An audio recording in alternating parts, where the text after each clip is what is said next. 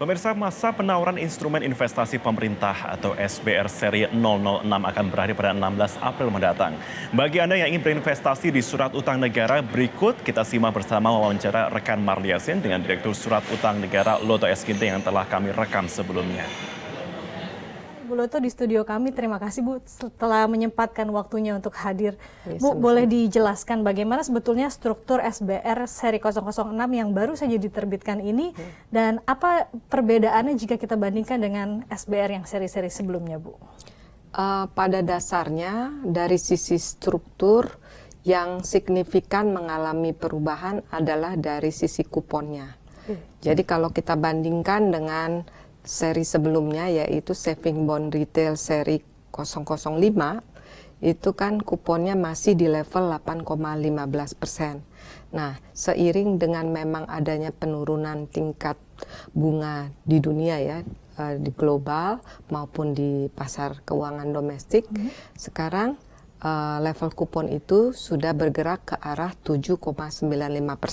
Sebenarnya hampir sama, jadi tenornya 2 tahun, ya.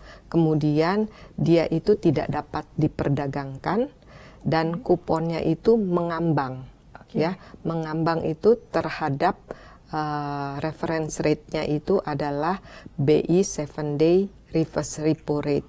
Jadi dia kita sebut punya kupon mengambang tapi with floor. Jadi ada batas kupon minimal.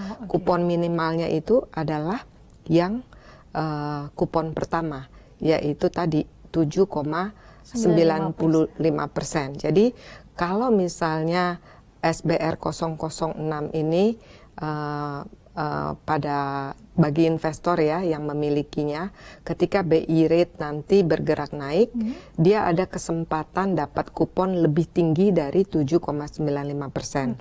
Tapi kalau BI 7-day reverse repo rate itu atau BI rate tadi turun, dia tidak mengalami penurunan kurang dari 7,95%. Jadi terendahnya adalah 7,95%. Dan produknya ini juga ditawarkan secara online sama dengan SBR 003 dan SBR 004. Nah, kita juga ada fasilitas pelunasan sebelum jatuh tempo, yaitu early redemption, fasilitas early redemption. Jadi kalau kita sudah pegang 12 bulan, itu bisa dicairkan maksimal 50% dari pembelian awal kita. Misalnya di awal kita membeli 100 juta atau 100 unit gitu ya. Karena kan minimalnya tadi 1 juta, boleh kelipatan tiap 1 juta maksimalnya 3 miliar. Seandainya kita beli 100 juta, maka yang boleh diambil adalah maksimal 50 juta. Kalau dibandingkan dengan seri sebelumnya, sebetulnya kan ini kupon SBR 006 tingkatnya lebih rendah begitu ya Bu. Lantas sejauh mana peluang keuntungan produk SBR 006 ini dijadikan produk investasi dan bagaimana untuk prospek ke depannya nih Bu? Kalau kita lihat sebenarnya kita bandingkan dengan surat utang negara yang reguler, itu sebenarnya memang pemerintah mendesain instrumen investasi untuk individu itu ada premium tambahan gitu untuk memberikan edukasi dan sekaligus juga menambah basis investor individu ya.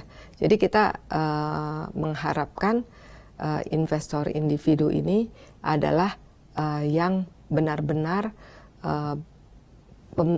pengoleksi lah ya, instrumen investasi yang ditawarkan pemerintah. Tapi kalau dari sisi kuponnya, dia memang memperhatikan juga perkembangan tingkat bunga surat utang negara reguler. Walaupun dia dapat ekstra premium, tetapi dia tetap tidak bisa istilahnya arahnya itu bergerak berlawanan gitu ya. Untuk terkait dengan penerbitan SBN di tahun 2019 ini kan rencananya pemerintah akan menerbitkan sebanyak 10 ya Bu. Banyak analis dan juga ekonom yang melihat maraknya penerbitan SBN ini bisa mengancam likuiditas perbankan. Kalau menurut Ibu sendiri seperti apa Bu?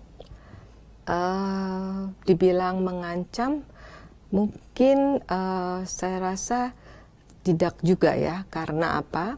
Pemerintah kalau misalnya memang menerbitkan surat berharga negara atau surat utang negara itu kan sebenarnya untuk pembangunan ya, pembiayaan APBN kita. Jadi artinya pemerintah hanya butuh jeda waktu aja. Jadi sudah ditarik, nanti akan disalurkan lagi kepada sistem keuangan kita. Jadi sebenarnya kalau dibilang akan mengancam, semoga tidak ya, seperti yang dikhawatirkan itu. Baik, terima kasih Ibu Loto atas waktunya telah berbincang bersama kami.